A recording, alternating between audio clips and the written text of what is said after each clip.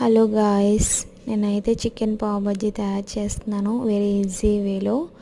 First అయితే పావ్ బజ్జీ అనేది పెనం మీద కొంచెం టోస్ట్ చేశాను. తర్వాత boneless chicken, chilli powder, salt, ginger garlic paste, కొంచెం గరం మసాలా, కార్న్ఫ్లవర్, మైదా వేసి మిక్స్ చేసి ఈ షేప్లో అయితే చేసుకొని పెనం మీద అయితే రెండు వైపులా నేను ఆయిల్లో కాల్చాను.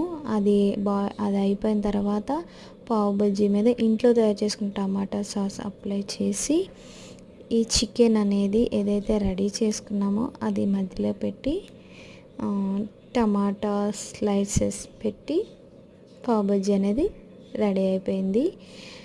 చాలా ఈజీ వేలో ఇంట్లో తయారు చేసుకోవచ్చు ఫ్రెండ్స్. చాలా బాగుంటుంది. మీరు కూడా ట్రై చేయండి, లైక్ చేయండి, షేర్ చేయండి, ముఖ్యంగా కామెంట్ చేయండి. Bye friends.